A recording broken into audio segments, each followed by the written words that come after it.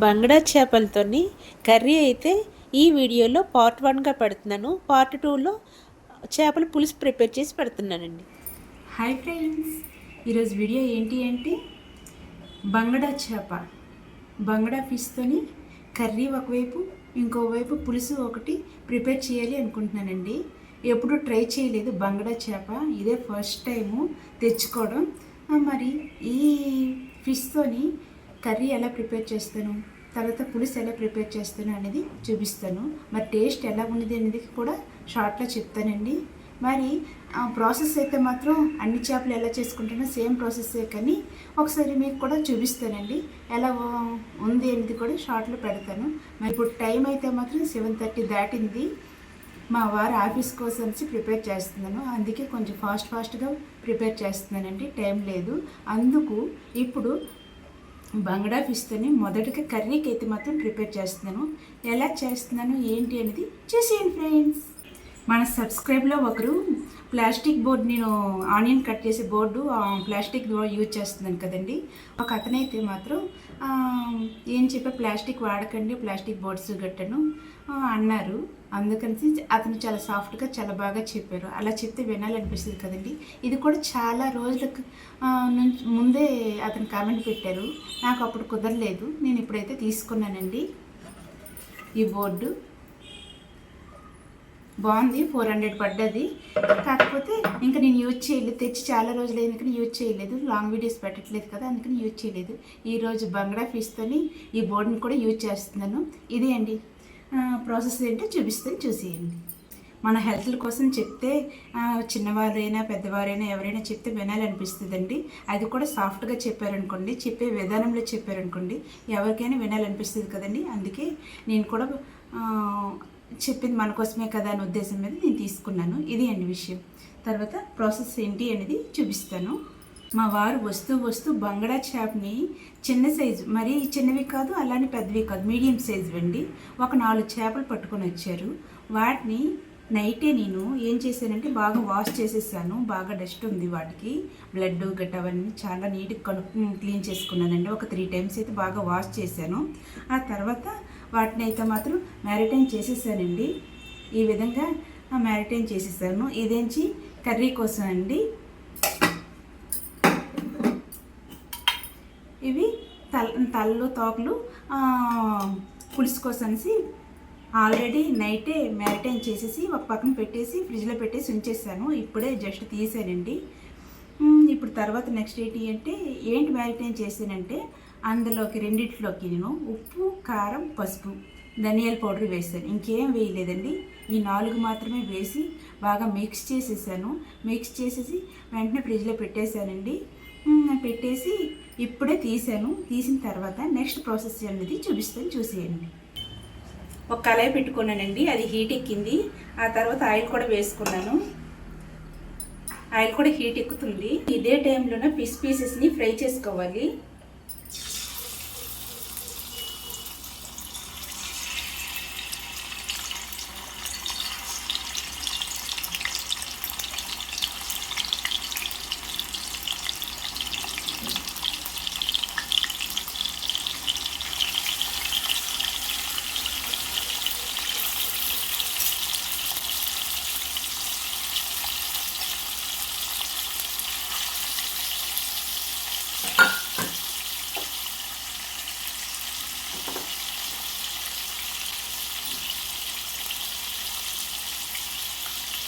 ఇప్పుడు దీన్ని మీడియం ఫ్లేమ్లో పెట్టానండి.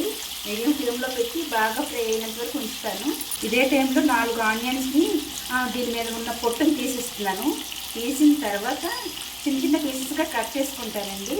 కట్ చేసుకుని వచ్చాక చూపిస్తాను. ఈ లోపల ఇవి కూడా ఫ్రై అయిపోతాయి కదా. ఇప్పుడు రివర్స్ సైడ్ తిప్పుతున్నాను.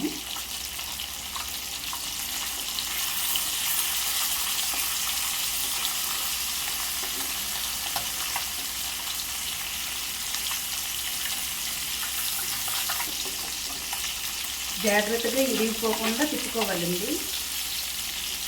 కాకపోతే ముళ్ళు చాలానే ఉంటున్నాయి. ఇప్పుడు తిప్పుతుంటే కనిపిస్తున్నాయి ముళ్ళు. తినేటప్పుడు చాలా జాగ్రత్తగా తినాలండి.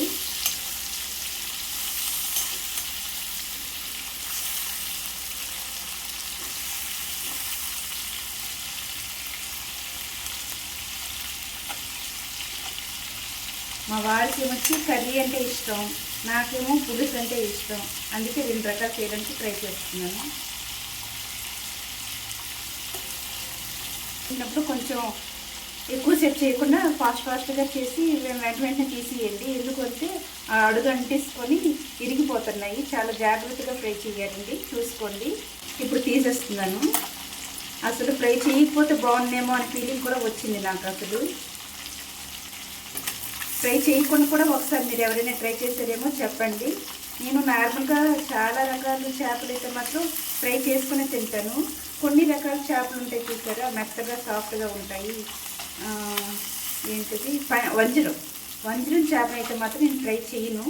ఎందుకు అంటే అది చాలా సాఫ్ట్గా ఉంటుంది. ఆ ఉద్దేశంతో నేను ఆ చేపనైతే మాత్రం ఫ్రై అయితే చేయనండి. ఇప్పుడు దీన్ని కూడా చేయకూడదు, నాకు తెలియదు, చేసేసాను. నార్మల్గా చేసేవచ్చేమో అనుకున్నాను. కాకపోతే ఇది కూడా చాలా సాఫ్ట్గానే ఉంది. ఇది కూడా చేయకపోయినా బాగుండు అనే ఫీలింగ్ అయితే మాత్రం నాకు వచ్చింది. మీరైతే ఒకసారి ఎప్పుడైనా ట్రై చేస్తే ఈ ఫిష్తోని ఫ్రై చేయకుండా డైరెక్ట్గా కర్రీలోనే ప్రిపేర్ చేయండి. ఇదిగోండి అడుగంటేస్తుంది. ఫ్రై చేయను, ఇలానే ఉంచేస్తాను. పులుసులోకి డైరెక్ట్గా వేసేస్తానండి. ఇప్పుడు కర్రీ ప్రాసెస్ చూపిస్తాను. ఇందులో ఆయిల్ ఉంది కదా, మరి కొంచెం ఆయిల్ని అయితే యాడ్ చేస్తున్నాను.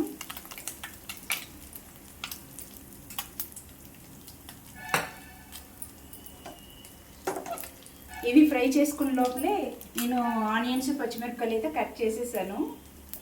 ఇప్పుడు ఇవి వేసుకుంటానండి.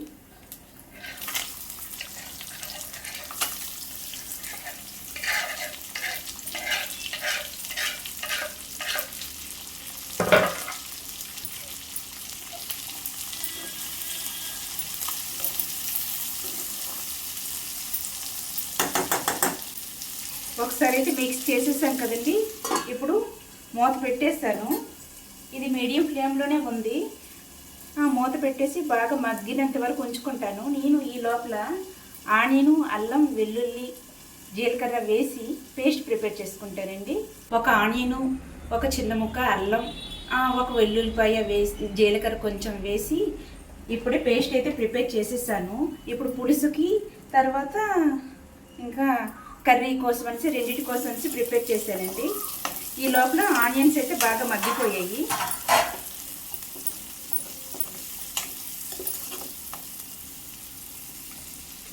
కొంచెం అడుగు అలానే ఉంది, అంటింది కదా. మనం వాటర్ యాడ్ చేసినప్పుడైతే మాత్రం వచ్చేస్తుందండి. ఇప్పుడు ఇందులోకి ఈ పేస్ట్ని వేస్తున్నాను. ఎంత అవసరం అవుతుందో అంత మాత్రమే వేస్తానండి.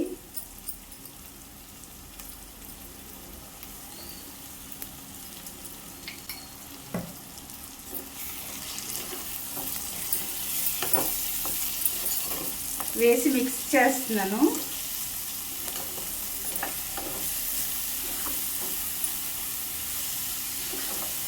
పచ్చివాసన పోయినంత వరకు ఇలానే మూత పెట్టి ఒక 5 మినిట్స్ పాటు ఉడికించుకుంటాను. ఈ లోపల 5 మినిట్స్ తర్వాత ఇది బాగా మగ్గిందండి. పచ్చివాసన ఏం రావట్లేదు. ఇప్పుడు ఇదే టైంలోన కర్రీకి సరిపోయేంత సాల్ట్ వేస్తున్నాను.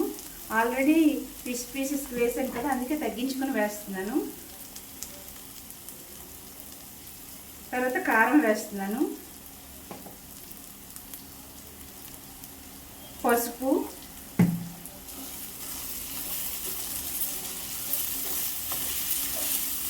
వేసి బాగా మిక్స్ చేస్తున్నానండి. ఉప్పు కారం అన్నీ బాగా పట్టినంత వరకు ఇలా మూత పెట్టి ఉడికించుకుంటున్నానండి. ఒక 2 మినిట్స్ పాటు ఉడికిస్తే సరిపోతుంది. 2 మినిట్స్ తర్వాత బాగా ఉడికింది కదండి, హాట్ వాటర్ వేసుకుంటున్నాను.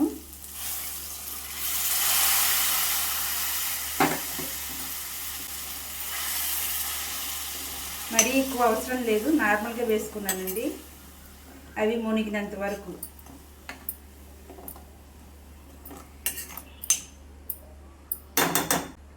మూత పెట్టాను. కెర్లుతుంది కదండి, దగ్గరగా అవుతుంది. ఇప్పుడు ఇదే టైంలోనే ఫిష్ మసాలా పౌడర్ యాడ్ చేస్తున్నాను.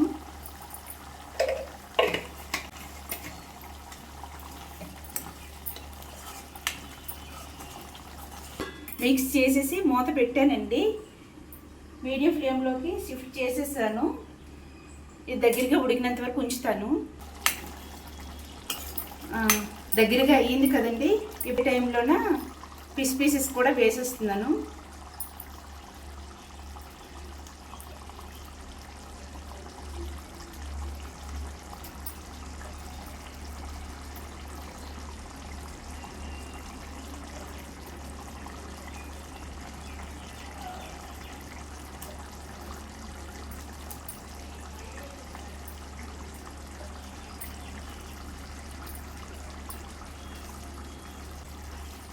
కొంచెంగా వాటర్ యాడ్ చేస్తున్నాను.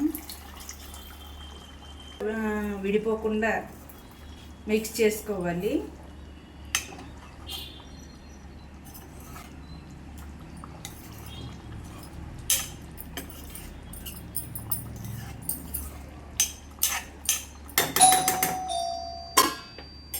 మూత పెట్టేసాను.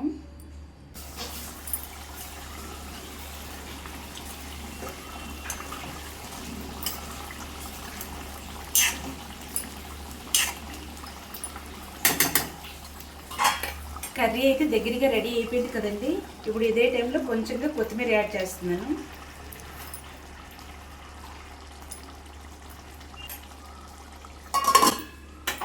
స్టవ్ అయితే ఆఫ్ చేసేసానండి. రెడీ అయిపోయింది కర్రీ. ఫైనల్గా అయితే కర్రీ అయితే రెడీ అయిపోయిందండి. ఇది అండి వీడియో. మరి వీడియో నచ్చితే ఒక చిన్న లైక్ వేసుకొని సబ్స్క్రైబ్ చేసుకొని ఫాలో చేయండి ఫ్రెండ్స్.